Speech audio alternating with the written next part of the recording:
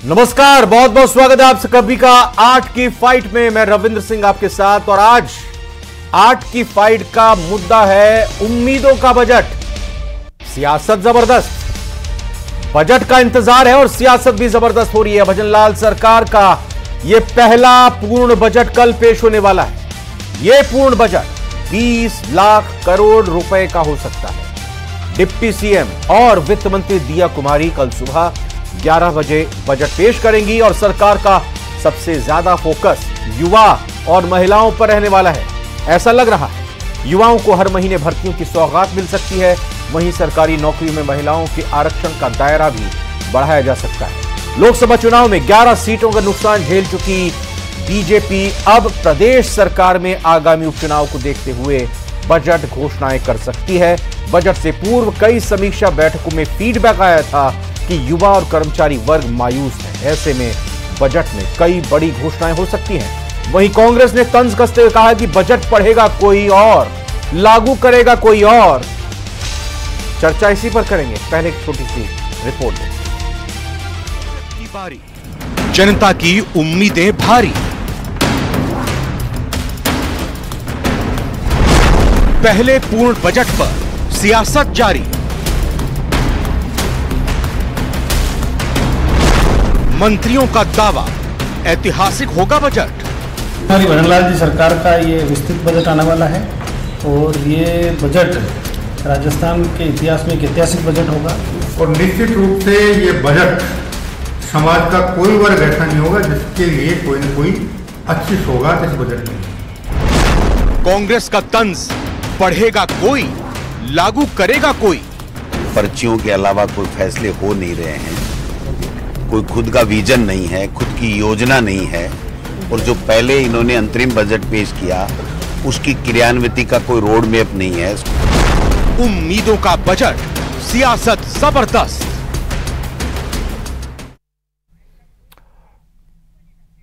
तो कैसा रहेगा बजट कल का, क्या उम्मीदें हैं और सरकार क्या सभी की उम्मीदों पर खरा उतरेगी? विपक्ष क्या उम्मीदें इस बजट से कर रहा है? तमाम बातें होंगी। हमारे साथ खास मेहमान जुड़ रहे हैं, एक एक करके आइए सबका स्वागत करते हैं। सबसे पहले कांग्रेस से सीएल यादव साहब हमारे साथ जुड़ चुके हैं, स्वागत है आपका। हमारे साथ वरिष्ठ पत्रकार आशुतोष रावत जी जुड़ चुके हैं, नमस्कार, बहुत बहुत स्वागत है आपका। हमारे साथ निसार अहमद साहब, पब्लिक पॉलिसी एक्सपर्ट हैं, बजट अध्ययन केंद्र के। निसार साहब, स्वागत आपका भी। शुरुआत आप ही से करता हूं। बजट, उम्मीदों का बजट, भजनलाल सरकार का पहला पूर्ण बजट। इससे पहले लगातार यह कहा गया कि पिछली सरकार में खजाना खाली मिला है और अब आगे चलकर चुनाव भी आने वाले हैं। अगर हम बात करें कि 5 सीटों पर उपचुनाव होने हैं, निकाय चुनाव होने हैं, पंचायत चुनाव होने हैं, उसके मद्देनजर लोकसभा में जो हार हुई उसको देखें, दूसरी तरफ ग्रामीण अर्थव्यवस्था और शहरी अर्थव्यवस्था को देखें, सरकार कैसे बैलेंस बना पाएगी नौकरी और तमाम चीजों को देखते हुए क्या होना चाहिए इस बजट में?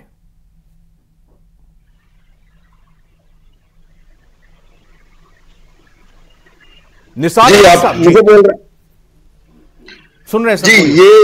ये जो पहला पूर्ण बजट आने वाला है, जाहिर है इस पे सबकी निगाहें हैं और हमने देखा अंतरिम बजट ऑलरेडी सरकार ने पेश कर। निसार साहब, थोड़ा आपकी आवाज जरा साफ नहीं आ पा रही है, मैं एक बार आता हूं आपके पास। बहरहाल आशुतोष जी, मैं यही सवाल आपसे करना चाहूंगा, उम्मीदें, अपेक्षा कैसी हैं इस वक्त राजस्थान की जनता को इस पहले बजट से? देखिए रविंद्र जी, अगर राजनीतिक दृष्टि से आप इस बजट को देखना चाहें, समझना चाहें कि कैसा कल बजट आने की उम्मीद है, तो निश्चित तौर पर प्रदेश की जनता को बहुत सारी उम्मीदें हैं। क्योंकि जिस तरह के परिणाम प्रदेश में आए और जिस तरह के परिणाम देश भर में आए, उससे एक भारतीय जनता पार्टी की इस भजनलाल सरकार को लेकर के एक लोगों में मैसेज गया कि युवा वर्ग नाराज है, महिलाएं नाराज हैं और कर्मचारी नाराज है।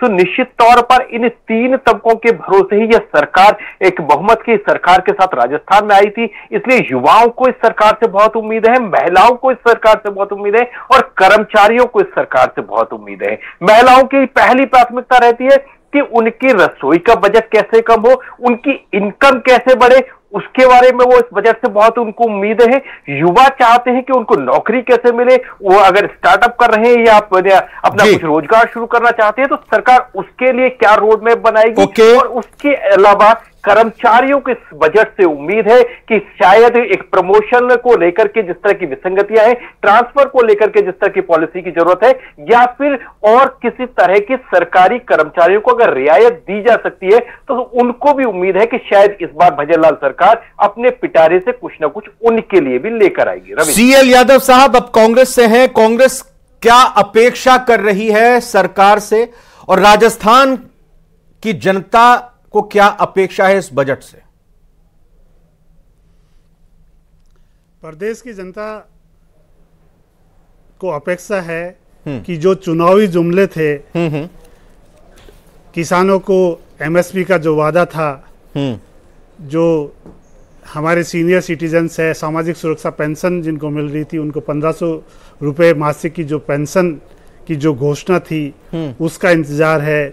जो रोजगार की बड़ी बड़ी बातें कर रहे थे और उन तो युवाओं को रोजगार की उम्मीद है। और आपने देखा इनका जो प्रोपोगंडा है कि कांग्रेस सरकार ने नौकरियां दी और नियुक्ति पत्र बांट रही है सरकार अपना फोटो लगा करके। तो जो इन्होंने वादे किए, हम उन वादों को याद दिलाना चाहते हैं कि इन्होंने किसानों से वादा किया, इन्होंने बेरोजगारों से वादा किया, इन्होंने महिलाओं से वादा किया, इन्होंने आशा बहनों से वादा किया, इन्होंने देश के तमाम दलितों से वादा किया, तमाम क्षेत्रों से वादा किया चुनाव से पहले। लेकिन चुनाव के बाद में वो सारे धराशायी होते दिखे। इन्होंने 5000 से राजीव गांधी युवा मित्रों को बेरोजगार करने का काम किया। इन्होंने जो भी वादे किए, एमएसपी का जो वादा किया था उसका कहीं भी जिक्र नहीं कर रही है 6 महीने से, जबकि रबी की फसल जा चुकी है, गेहूं की फसल जा चुकी है। 2700 रुपए का एमएसपी का वादा लेके आए थे। दूध के ऊपर बोनस की इनसे उम्मीद है कि यदि करेंगे या नहीं करेंगे, या ऐसे ही जैसे नाचने जाने आंगन टेढ़ा वाली बातें कर करके पुरानी 5 साल की यानी जो बातें करते रहेंगे, सब खजाना खाली मिला, वो मिला। आपको ध्यान होगा 2013 से 18 तक इनकी सरकार थी। उस 5 साल के शासन में 1.25 लाख करोड़ रुपए का जो कर्ज था जो 1 अप्रैल 2013 को वो बढ़ करके 5 साल में हो गया था, 3 लाख करोड़ को पार कर गया था। जबकि हमारे पिछले 5 साल में फिस्कल डेफिसिट कंट्रोल में रहा। पूरी तरह जो FRB एक्ट था उसके दायरे में सारी चीजें रखी। कोरोना आया हो चाहे जो भी हो, हमने नौकरियां भी दी है, सब कुछ दिया है। तो ये जो सरकार है, हमारे को उम्मीदें नहीं है, लेकिन कल और क्या निकलता है पिटारे से कि खोदी चुईया निकला खोदा पहाड़ निकली चुईया, या क्या निकलता है। क्योंकि बातें बहुत करते हैं और जो बात करता है वो कभी काम नहीं करता, क्योंकि वो समझता है कि मैं बहुत इंटेलिजेंट हूँ। लेकिन ये इंटेलिजेंसी कल बजट में क्या है कि फिस्कल डेफिसिट क्या रहेगा स्टेट का। ये कर्ज की बातें तो कर रहे हैं, लेकिन फिस्कल डेफिसिट को कैसे मैनेज करेंगे कल देखना पड़ेगा। कितनी इनकी एफिशिएंसी सरकार को चलाने में, बजट के आंकड़े लाने में, वो देखेंगे कल। ओल्ड पेंशन के ऊपर तलवार लटकती हुई नजर आ रही है। जहां तक कर्मचारी की ट्रांसफर पॉलिसीज की बात है तो विपक्ष में रहते हुए बहुत हल्ला मचा रहे थे, लेकिन इनके पास न नीति है न नियत है। सीएल यादव साहब, मैं एक चीज समझना चाहता हूं। सीएल यादव साहब, आपने ये बताया कि बीजेपी ने जो वादे किए चुनाव के दौरान उनको धरातल पर लाने का यह वक्त आया है। मैं प्रदेश की जनता के मार्फत आपसे यह समझना और जानना चाहता हूं कि मान लीजिए कांग्रेस की सरकार होती तो आज की तारीख में, आज की परिस्थिति में, आज के हालात में, आज की जरूरत के मुताबिक आपकी तरफ से कौन कौन से वो महत्वपूर्ण ऐलान होते, कौन कौन सी वो महत्वपूर्ण योजनाएं आती, थोड़ा बताइए, गौर करें ताकि कल एक कंपैरिजन किया जा सके कि कांग्रेस की क्या सोच है और इस बजट में क्या निकलकर सामने आता है। रविंदर जी, सरकार में हम नहीं है, हम विपक्ष में। सरकार की जिम्मेदारी है क्या, ये सरकार की जिम्मेदारी बनती है कि विपक्ष को बैठा करके उससे सजेशंस लेते। ओके, बहुत अच्छी बात आपने कही। मैं आ रहा हूं, एक सेकंड। मुख्यमंत्री भजनलाल शर्मा ने पिछले कई दिनों तक अलग अलग वर्ग को, अलग अलग, चाहे वो व्यापारी वर्ग हो, महिला वर्ग हो, किसान वर्ग हो, सबको बुलाकर बैठाया था। तो आपको ये कहना है कि विपक्ष को भी बैठाना चाहिए था, आना एक अलग बात करनी चाहिए। आप ये कह रहे हैं सजेशन आना एक अलग बात है। सुन तो लीजिए सर, पहले मैं वही कह रहा हूं कि जिस तरह से हर वर्ग को दावा किया गया कि हमने बैठाया, उनकी जरूरतों को हम इस बजट में लेकर आ रहे हैं, तो आपका कहने का मतलब यह है कि विपक्ष को भी कंसिडर करते हुए उनको भी साथ बैठाकर रखना चाहिए। कंगन को आरसी क्या, हाथ कंगन को आरसी क्या, कल पता चल जाएगा ना कि जो सजेशन आए, सुझाव आए, उनको कितना एकोमोडेट किया, कितना विजन का यूज किया, वो कल मालूम चल जाएगा। इन्होंने चुनाव में वादा किया था कि पेट्रोल दिल्ली से सस्ता होगा, डीजल दिल्ली से सस्ता होगा, हुआ क्या? हम 450 रुपए में गैस सिलेंडर देंगे।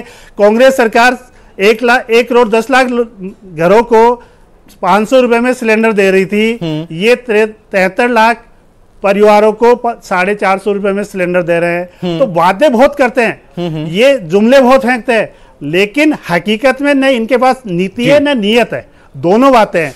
तो नीति और नियत जब तक नहीं होगी तब तक कितने सुझाव आ जाए, कितने सुझावों के पुलिंदे आ जाए, इनको इम्प्लीमेंट नहीं करना है, इनको देश को गुमराह करना है, इनको प्रदेश को गुमराह करना है। और एक और मेरा सवाल है कि जिस प्रकार विधानसभा चुनावों के समय इस प्रदेश में कंफ्यूजन क्रिएट किया गया था, बांटने का, नफरत फैलाने का, कन्हैया कुमार को क्या न्याय देंगे? कांग्रेस सरकार ने प्रधानमंत्री और गृह मंत्री के बजट से अलग बयानों के हिसाब से कांग्रेस सरकार ने न्याय किया था, तो ये क्या कन्हैया लाल के परिवार को न्याय देंगे? सीएल यादव साहब, आप क्यों मजबूर कर रहे हैं मेरे को बार बार आपको टोकने?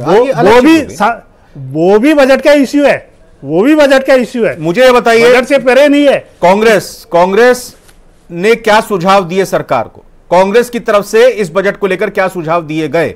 आपके नेता प्रतिपक्ष की तरफ से, आपके अध्यक्ष की तरफ से, आपके पूर्व मंत्रियों की तरफ से, आपके पूर्व मुख्यमंत्री की तरफ से, पूर्व उप मुख्यमंत्री की तरफ से क्या क्या सुझाव दिए गए, बताइए जरा। एग्रीकल्चर सेक्टर के लिए क्या कर रहे हैं जी? क्या पॉलिसीज लेके आ रहे हैं? एमएसएमई सेक्टर के लिए क्या? ये तो क्वेश्चन, ये तो सवाल उठाए ना, सुझाव क्या दिए? मैं सुझाव पूछ, सुझाव है नहीं, सजेशन सुझाव है ना। क्या आपको विजन दिया ने, आपको एक सोच दी ने कि आप किसानों के लिए क्या लेकर के आओगे? बताइए। आप एमएसपी 2700 रुपए क्यों नहीं करोगे? आप किसानों को सस्ता खाद क्यों नहीं दे रहे? आप किसानों के लिए सिंचाई की व्यवस्था के लिए क्या प्लान कर रहे हो? ईआरसीपी के लिए आपने हल्ला बहुत मचाया, लेकिन ईआरसीपी का एमओयू जनता के सामने रखा क्या? ईआरसीपी के लिए क्या सोच है? सरकार बताएगी ना। विजन हम दे रहे हैं ना, सरकार उसको इम्प्लीमेंट करे ना। आपको लगता है कि जो विजन आपने दिया, जो सुझाव आपने दिए, विजन नहीं है, वो सरकार कांग्रेस को उसको सरकार देखेगी, कांग्रेस हम चलाएगी, उसको संज्ञान में लेगी, 19% झलक इस बजट में देखने को मिलेगी। कांग्रेस ने 19% जीडीपी ग्रोथ दी, कांग्रेस ने फिस्कल डेफिसिट कंट्रोल में रखा, सब कुछ रखा, फिर भी ये कांग्रेस को जो सुझाव कांग्रेस की तरफ से, रोजगार नहीं दिए। आपको आवाज नहीं मिल रही, आप सुन नहीं रहे हैं मेरे को यादव जी? आपकी आवाज डिस्टर्ब हो रही है बार बार। अच्छा, अब तो डिस्टर्ब नहीं हो रही। मैं बोलूं आपसे कुछ? आपकी आवाज नहीं आ रही। अब आवाज आ रही है? हाँ बताए। हाँ सुन रहे हैं, आपको समझ में आ रहा है मेरी बात? हाँ, मैं ये कह रहा हूं कि आपको लग रहा है कि जो सुझाव आप लोगों ने दिए, वो सुझाव सरकार के कल के बजट में नजर आएंगे, उनकी झलक दिखेगी।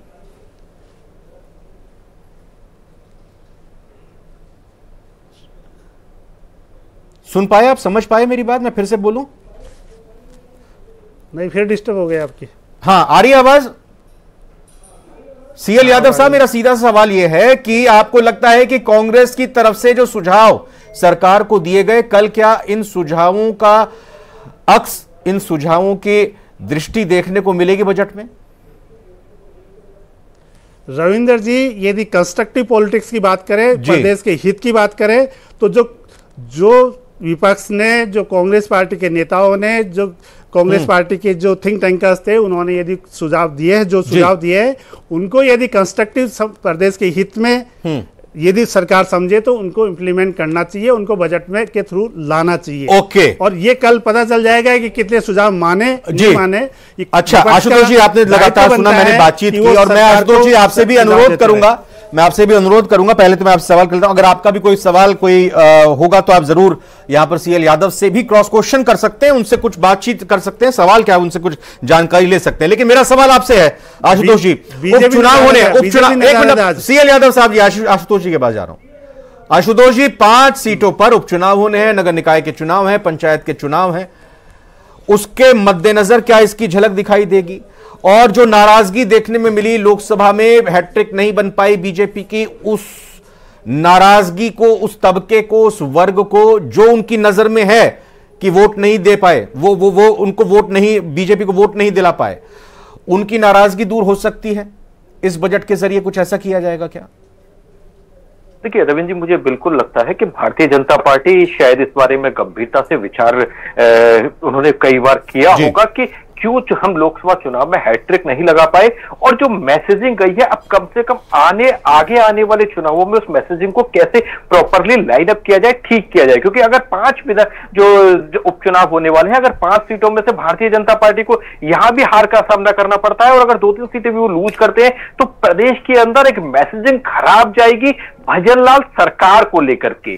तो यह जरूरी है भारतीय जनता पार्टी के नेताओं के लिए कि वो इस बारे में सोचें, और जो नाराज वर्ग है, जो नाराज तबका है, उनकी मांग कुछ भी ऐसी नहीं है जिसको सरकार पूरा नहीं कर सकती हो। सरकार जब तमाम चीजें भारतीय जनता पार्टी ने अपने चुनावी मैनिफेस्टो में 2023 के मैनिफेस्टो में शामिल की है, सिर्फ उनको जरूरत है उनको पूरा करने की। अगर जैसा कि सरकार ने कहा था कि हम बेरोजगारों को रोजगार देंगे, जैसा मुख्यमंत्री बार बार कह रहे हैं कि 75,000 से ज्यादा हर साल रोजगार देंगे, तो क्या ऐसे में भर्ती जो कैलेंडर है जिसकी बात बीजेपी ने अपने मैनिफेस्टो में की थी, तो क्या उसको जारी नहीं किया जा सकता? मुझे लगता है कि कुछ ऐसी चीजें जिनसे इस तमाम तबकों को, जो नाराज वर्ग है, उसको भारतीय जनता पार्टी अपनी तरफ संतुष्ट कर सकती है, और शायद उसकी झलक हमको कल के, मैं बहुत आशान्वित हूं कि शायद हमको उसकी झलक कल के बजट में देखने के लिए भी मिलेगी।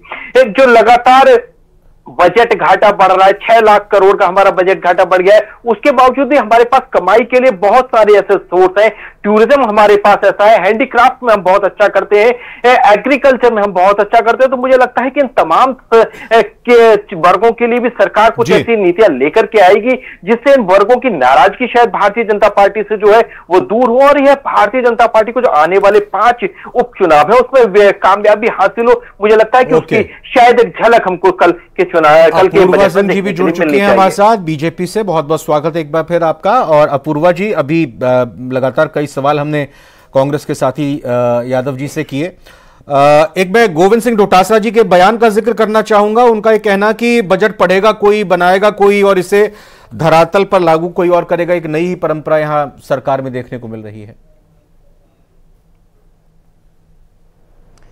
देखिए रविंद्र जी, अब डोटासरा जी तो कहते हैं ना, जाकी रही भावना जैसी प्रभु मुरुद दिन देखी तैसी, तो वो वाली बात है। उन्होंने ये किस परिप्रेक्ष्य में कहा है ये तो वही जाने, मगर हाँ, बजट जो बनाएगा, जिसके लिए बनाया जाएगा, वो वर्ग उससे लाभान्वित अवश्य होगा।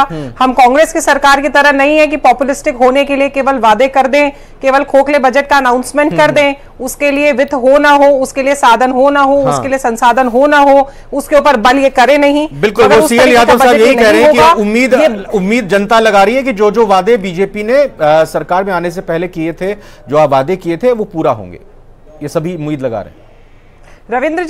रविंद्र जी, काफी वादे हम लोगों ने ऑलरेडी धरातल पर हम लेकर आ चुके हैं। और आप देखिए, इससे पहले जो वोट ऑन अकाउंट्स आया था उसके अंदर भी सरकार की जो है वो जो वादे पूरे कर दिए वो ठीक है, उसके आगे बढ़ते हैं। 70,000 रोजगार से शुरू करते हैं। चलिए, जो जन कल्याण की जो योजनाएं थी वो हमारी वोट ऑन अकाउंट्स के अंदर भी दिखी थी, मगर ठीक है, वोट ऑन अकाउंट्स के बाद में 3 महीने के लिए आचार संहिता लग गई, और अब जो है वोट ऑन अकाउंट्स का, और अब जो बजट आ रहा है जो अगले 6-7 महीनों के लिए रहेगा, उस को अमालगमेशन करना, उसके अंदर जो भी प्लस पॉइंट्स हैं उनको निखार करके लेकर आना, और राजस्थान को जो है वो आत्मनिर्भर बनाना। आप देखिए, राजस्थान के फाइनेंसेस पिछली सरकार ने पॉपुलिस्टिक होने के लिए सारे के सारे जो है वो कहते हैं ना कि घर में नहीं दाने अम्मा चली भुनाने, वो वाली स्थिति कर दी थी। मगर अब आदरणीय भजनलाल जी की जो सरकार है उनका यही फोकस है कि हमारे मुख्यमंत्री जी का, हमारे वित्त मंत्री जी का, दोनों का, दिया जी का वगैरह, सबका ये फोकस है कि राजस्थान को, प्रदेश में खजाना भरा हुआ है। डबल इंजन नहीं रविंद्र जी, खजाना भरा नहीं है। यही देखिए, इस बजट की ब्यूटी यही होगी कि अगर खजाना नहीं है भरा हुआ तो उस खजाने को हमें भरना कैसे है। अच्छा। हमें किस तरीके से राजस्थान को आत्मनिर्भर बनाना है, हमारी कौन कौन से स्वॉट एनालिसिस करके इस बजट को प्रिपेयर किया गया है, हमारी स्ट्रेंथ क्या है, हमारे राजस्थान की वीकनेस क्या है, अपॉर्चुनिटी थ्रेट्स क्या है, उन सबको एकजुट कर करके और ये बजट लेकर आया जा रहा है, जिसके अंदर राजस्थान जो है वो आत्मनिर्भर बनने की ओर भी अग्रसर होगा। रोजगार भी यहाँ पे जनरेट होंगे, लोगों के लिए जो है वो व्यवसाय करने के लिए, बहुत बड़े व्यवसायियों के लिए भी बहुत बड़ी राहत आने वाली है। तो इस तरीके से जो है ये बहुत ही विकासोन्मुखी और जन कल्याणमुखी जो है वो बजट होने वाला है। निसार अहमद साहब, मैं आपसे समझना चाहूंगा, आपने कांग्रेस, बीजेपी और वरिष्ठ पत्रकार सभी को सुना। उम्मीदें, अपेक्षाएं बहुत होती हैं, लेकिन लिमिटेड रिसोर्सेज होते हैं। बटुए में पैसा जितना है वो खर्च अगर करें तो सारे डिमांड्स पूरी नहीं हो सकती। उस बटुए में पैसा भी बचा रहे, उससे सही तरीके से खर्च भी कर सकें, उस बटुए में पैसा आता भी रहे, क्या करना चाहिए? जी बिल्कुल। तो देखिए, पहली बात तो ये है कि जो बजट है राजस्थान सरकार का, वो 5 लाख करोड़ से कम का है। 20 लाख करोड़ का कोई राजस्थान सरकार का बजट नहीं है और ना अभी 1 साल में होने वाला। ठीक है। तो अभी जो अंतरिम बजट आया था वो 4,86,000 करोड़ का था। तो हमें जो आंकड़े हैं उनको सही ढंग से थोड़ा देखना चाहिए और सही जो नहीं, ये तो अंतरिम बजट, तो ये तो सर अंतरिम बजट तो फिर जो कमिंग खर्चे थे उसके लिए था ना। आप अगर थोड़ा सा आंकड़ों को दुरुस्त करके बता पाए, पिछली बार का जो पूर्ण बजट था वो कितने का था? पिछली बार का जो पूर्ण बजट था सर वो था कुल 3,90,000 करोड़ का। ओके। जो रिवाइज होके अब हो गया है 4,76,000 का इंटरिम बजट में। ठीक है। 73,000 करोड़ रिवाइज्ड बजट है पिछले साल का। ठीक है। और इस साल का इंटरिम बजट है 4,86,000 करोड़, जो 4 महीने के लिए नहीं है, पूरे साल के लिए है। ठीक है। उसमें से 4 महीने के लिए सिर्फ परमिशन लिया है विधानसभा से खर्चे के लिए। ठीक है जी। तो वो 4 महीने का उससे काफी कम है। टोटल बजट ही 4,86,000 करोड़ का। ठीक है। हो सकता है इसमें थोड़ा बदलाव हो, जब हम परिवर्तित बजट अभी आएगा तो हो सकता है इसमें थोड़ा बदलाव। दूसरी बात यह है कि जो सबसे महत्वपूर्ण अभी चिंता का विषय है वो है रोजगार। तो और अगर रोजगार रहेगा लोगों के पास, जो आप बोल रहे थे कि खजाने में कहां से आएगा, खजाने में पैसा आता है टैक्स से, कर से। अगर लोगों के पास रोजगार रहेगा, लोगों के पास इनकम रहेगा, लोग खर्च करेंगे, तो उससे टैक्स आएगा सरकार के पास। तो सरकार को विशेष ध्यान इस पे देनी है कि जो ग्रामीण क्षेत्रों में एक मुश्किल हालात बने हुए हैं और दूसरा जो युवाओं में रोजगार की कमी है, इन दोनों पे अगर सरकार ध्यान दे ज्यादा बेहतर ढंग से, तो खजाने पे भी उसका असर पड़ेगा। अगर हमारा जीडीपी बढ़ेगा तो हमारा खजाना भी, हमारा टैक्स भी बढ़ेगा। एक चीज और मैं चाहूंगा, आप इसको जल्द प्लीज जरूर टच कीजिएगा, मैं ज्यादा समय अभी नहीं दे पाऊंगा, 30 सेकंड का समय से बस दे रहा हूं। सब्सिडी जो है, चाहे वो बिजली में हो, पानी में हो, किराए में हो, ये कंटिन्यू रखना चाहिए या फिर ये अतिरिक्त बोझ सरकार ने रखा हुआ है अपने ऊपर? नहीं, मतलब ये सब्सिडी कई बार जरूरी होता है, कई मामलों में जरूरी होता है, जब महंगाई का इतना ज्यादा दौर चल रहा है और उसमें जो किसान है उसकी जो लागत है उसको अगर नियंत्रित रखना है, तो हमें कई बार सब्सिडी देनी एक जरूरी माध्यम होता है राहत पहुंचाने का जनता को। लेकिन हाँ, इसमें हमें जरूर ध्यान देना चाहिए कि कौन जरूरी है, कौन गैर जरूरी। जी, बहुत बहुत धन्यवाद। मेरे पास आज वक्त इतना ही था। अपूर्वा जी शुक्रिया, सुहेल यादव साहब शुक्रिया, आशुतोष जी शुक्रिया, निसार अहमद साहब शुक्रिया। कल जब चर्चा करने के लिए बैठेंगे तो कल के वक्त में बजट राजस्थान सरकार का पेश किया जा चुका होगा और पता चल गया होगा कि जो उम्मीदें, जो दावे, जो प्रतिदावे किए गए, वो कितने धरातल पर उतरे हैं। आप कल लगातार न्यूज 18 राजस्थान पर राजस्थान के आम बजट से जुड़ी हुई कवरेज देखिएगा, पूरा एनालिसिस और एक एक बारीकी से आपको बात बताएंगे एक्सपर्ट्स के नजरिए से, और पॉलिटिकल रिएक्शंस क्या हो रही हैं वो भी आप तक पहुंचेंगी। फिलहाल अभी 8 की 5 में आगे